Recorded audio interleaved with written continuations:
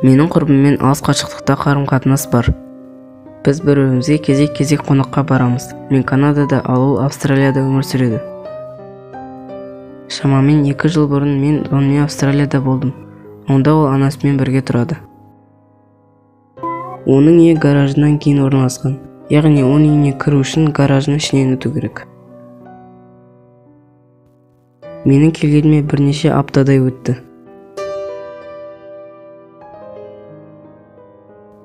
Бір күні мен түн ортасында бөлмем қызыл түспен жақшыланып тұрғанын көріп ояндым. Мен төбеге қарап қозғалып жүрген адамға ұқсамайтын қара фигураны көрдім. Ол ешқандай адамның қолынан келмейтіндей қозғалды. Оның барлық сүйектері сынып қалғандай болып көрінді. Мен қатты айғайлап өз құрбымды оятып алдым. Ол да оянып төбеге қарап айқайлай бастады. Мен жастықты алып бұл фигуралы лақтырып салдым. Осыдан кейін менің есімде ештеңе жоқ. Мен қара түнек басып алғандай. Және мен бірнеше сағаттан соң бірақ ояндым. Құрбым ұйықтап жатты.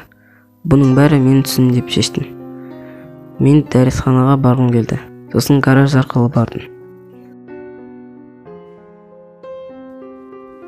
Ол жерде есік жабылып ашылғанда қатты дауыс шығатын.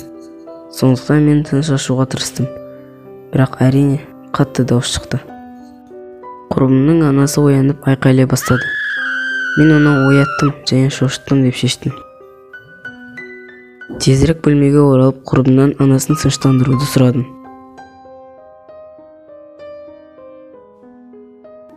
Ол кетіп 20 минуттан соң бірақ оралды. Сосын ол менен түсімде күдікті бірдеңе көрген жоқсың ба деп сұрады. Мен оған қызыл түспен қара фигура көргенімді айттым.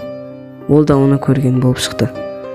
Сосын мен есік ашқанда анам оянып шошып кеткенін айтты.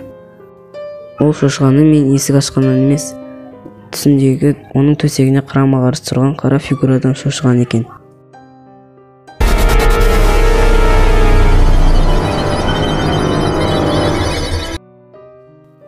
Сонда ол да мен секілді есінен танып, мен құрбым оны жұбатқанда бірақ есін жайды екен.